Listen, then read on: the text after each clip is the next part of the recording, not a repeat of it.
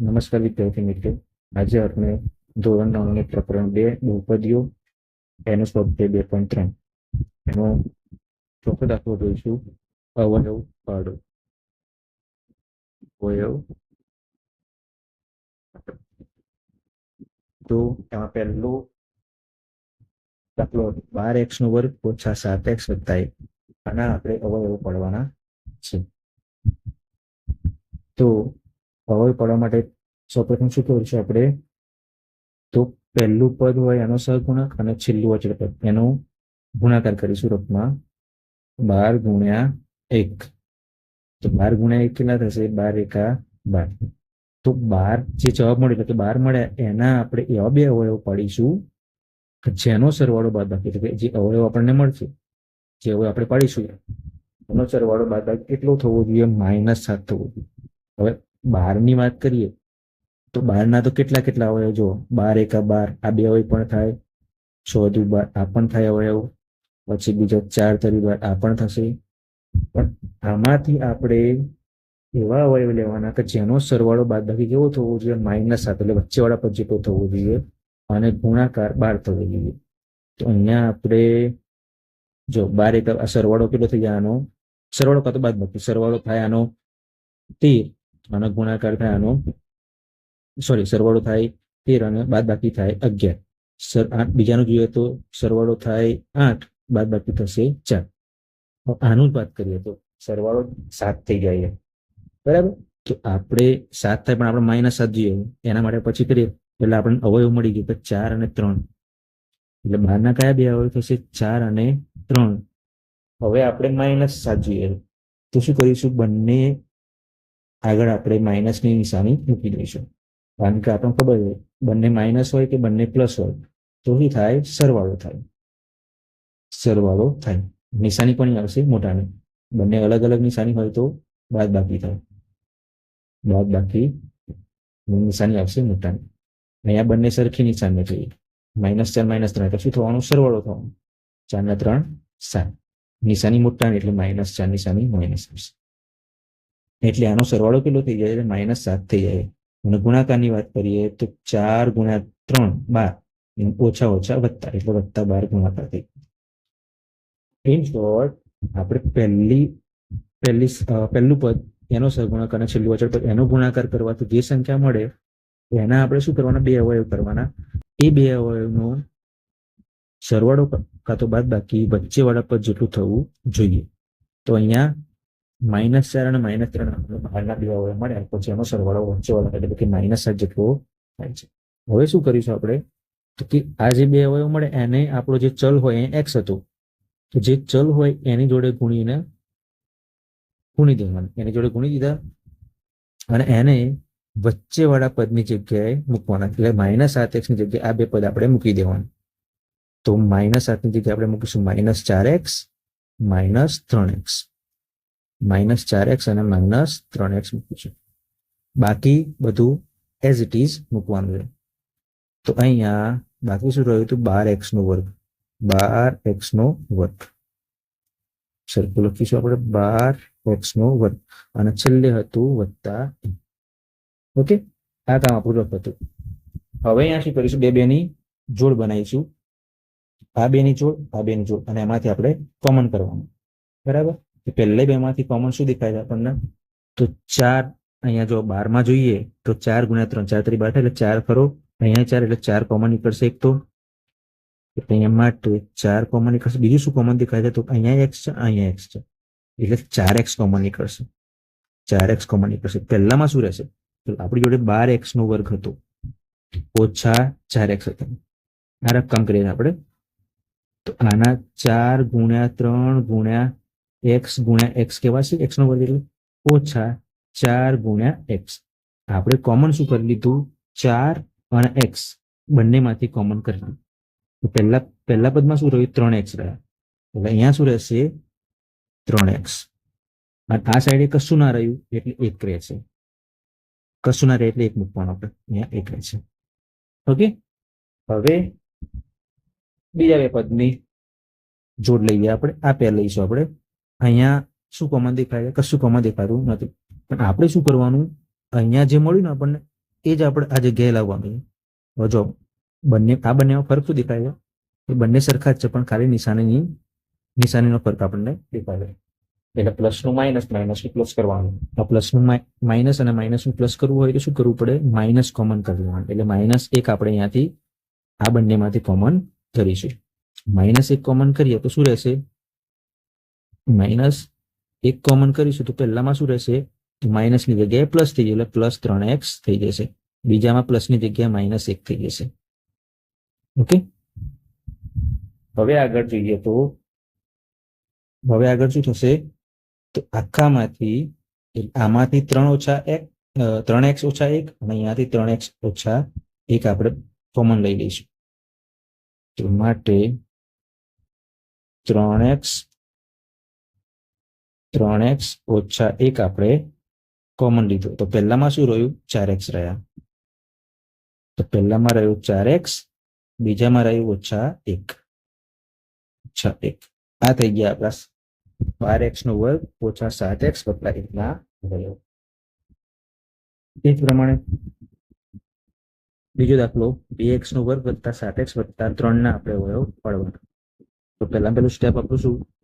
પહેલા પદનો સહગુણક અને છેલ્લું અચળ એનો ગુણાકાર કરીએ. એટલે 2 × 3 કેટલા મળશે? 3 દુ 6.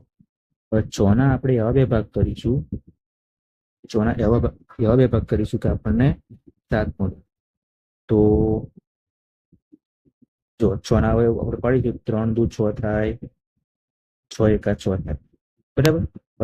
આ બંનેનો સરવાળો 5 થાય, બાદ બાકી 1 થાય, એટલે આ કેન્સલ થયું. આની વાત કરીએ તો સરવાળો કેટલો થાય? 7 થઈ જાય. એટલે આપણે આ ચાલશે. 6 × 1 = 6. તો અહીંયા બંનેની આપણે જોઈએ છે +7, બંનેનો સરવાળો +7 થઈ જાય છે. હવે શું કરીશું? તો આને જે ચલ હોય એટલે કે x જોડે ગુણીને વચ્ચેવાળા પદની જગ્યાએ આપણે મૂકીશું. તો વચ્ચેવાળું પદ કયું હતું? 7x. તો 7x ની જગ્યાએ 6x + 1x. 1x ના આપણે x પણ લખી શકીએ, એટલે એની જગ્યાએ x લખીશું. બાકી બધું આપણે એમને એમ રાખીશું. +3 અહીંયા રહેશે, આ સાઈડે 2x² પણ રહેશે. ઓકે, હવે બે ની જોડ બનાવીને આપણે આગળના દાખલાની જેમ કોમન કરીશું. તો પહેલી બે જોડમાંથી કોમન શું નીકળશે? તો 2 અહીંયા 3 દુ 6 એટલે 2 નીકળશે અને x પણ નીકળશે, એટલે 2 અને x કોમન નીકળશે આમાંથી. તો 2x કોમન કરી લીધા આમાંથી, તો શું રહેશે? ખાલી x એટલું રહેશે. અને આમાંથી શું રહેશે? તો +3 રહેશે. અહીંયા જો x + 3 તમને દેખાય છે, એટલે કશું કોમન ના કાઢવું હોય તો આપણે +1 કોમન કરવાનું. તો x + 1 અહીંયા, સોરી x + 3 અહીંયા રહેશે. ઓકે, હવે આખા પદમાંથી x + 3 કોમન લઈ લઈએ. તો x + 3 આપણે આમાંથી કોમન લઈ લીધા. તો પહેલામાં શું રહ્યું? 2x રહ્યા, લખ્યા. બીજામાં શું રહ્યું? +1. તો એ +1 પણ આપણે લખીશું. તો આ થઈ ગયા 2x² + 7x + 3 ના અવયવ. એ પ્રમાણે ત્રીજો દાખલો જોઈશું. તો અહીંયા આપણે રફમાં પહેલા અને છેલ્લા પદનો ગુણાકાર કરીશું. તો પહેલું પદ કયું હતું? 6. બીજું પદ કયું હતું? -6. બરાબર. 6 - 6 નો ગુણાકાર કરવાનો. તો 6 × 6 = 36 થાય, +- થાય. એટલે -36 ના આપણે એવા બે ભાગ કરવાના કે આપણને વચ્ચે વાળું પદ એટલે કે +5 મળવા જોઈએ. તો 9 × 4 9 × 36. આપણે તો +5 જોઈએ, બરાબર. તો બાદ બાકી થવી જોઈએ. બાદ બાકી કરવા માટેની કન્ડિશન શું હતી? તો બંને નિશાની કેવી હોવી જોઈએ? અલગ અલગ હોવી જોઈએ. નિશાની અલગ અલગ હોય તો બાદ બાકી થાય, બરાબર. તો બંને નિશાની અલગ અલગ, પણ આપણે જોઈએ શું? પ્લસ જોઈએ છે, વત્તા જોઈએ છે. એટલે મોટા નિશાની આપણે શું મૂકવાની? પ્લસ મૂકવાની, અને નાના નિશાની માઇનસ મૂકવાની. હવે ચેક કરીએ આપણે. તો જો ગુણાકાર કરો તો 9 × 36 +- -36 થઈ ગયા. હવે સરવાળો બાદ કરી જુઓ તો અલગ અલગ નિશાની હોય તો બાદ બાકી થાય. તો 9 માંથી ચાલી જાય તો 5 રહે. નિશાની મૂકવાની મૂકતા એટલે 9 ની એટલે +5. એટલે આપણે જે જોઈએ છે એ મળી ગયું, બરાબર. તો આ બે અવયવ મળે આપણને. એને જે ચલ હોય એટલે કે x ચલ હોય તો એની જોડે ગુણીને વચ્ચેવાળા પદની જગ્યાએ આપણે મૂકીશું. વચ્ચેવાળું પદ કયું હતું? 5x. તો 5x ની જગ્યાએ 9x ઓછા 4x આપણે મૂકીશું. બાકી બધું એઝ ઇટ ઇઝ રાખીશું. એટલે કે ઓછા 6 હતા અહીંયા, આ બાજુ હતા 6x નો વર્ગ વત્તાના વત્તા. ઓકે, હવે કોમન લઈશું બે બેની પેરમાંથી. તો અહીંયા 6x નો વર્ગ, અહીંયા 9x. તો કોમન શું દેખાય? x તો દેખાય જ છે. જોડે 3 દુ 6, અહીંયા 6 એટલે 3 દુ 6, અને અહીંયા 9 એટલે 3 3 9 એટલે 3 3 કોમન બંનેમાંથી દેખાય. તો 3 કોમન નીકળે, 3x કોમન નીકળશે. તો પહેલામાં શું રહેવાનું? 3x કોમન કરી લઈએ, એમાંથી તો શું રહે? 6 માંથી 3 કોમન કરી લઈએ તો 2 રહેશે, 3 દુ 6, અને x ના વર્ગમાંથી x કોમન કરી લઈએ તો x રહેશે. એ રીતના અહીંયાથી 9x માંથી 3x કોમન કરી લઈએ તો 9 3 3 9 એટલે 3 અહીંયા રહેશે. એ જ પ્રમાણે બીજા બે માંથી તો જો આપણે અહીંયા વધતા જોઈએ છે, બરાબર? ઓછા તો કોમન કરવો જ પડશે. ઓછા કોમન કરી લઈએ, ઓછા આપણે કોમન કરી લઈએ. પણ ઓછા કેટલા? તો ઓછા 2 કરવા પડશે. કેમ? કારણ કે 2 કરીશું તો જ આ પદ આપણને મળશે. ઓછા 2 કોમન કર્યા તો શું રહ્યું? 2 દુ 4 એટલે 2x રહેશે, અને અહીંયા વત્તા 3 દુ 6 એટલે 3 રહેશે. હવે આખામાંથી 2x વત્તા 3, 2x વત્તા 3 આપણે બહાર લઈ લઈશું, એટલે કોમન લઈ લઈશું. તો 2x વત્તા 3 આપણે કોમન લીધા તો પહેલામાં 3x રહ્યા, બીજામાં ઓછા 2. તો આ થઈ ગયા આપણા 6x નો વર્ગ વત્તા 5x ઓછા 6 ના વર્ગ. એ જ પ્રમાણે ચોથો દાખલો જોઈએ.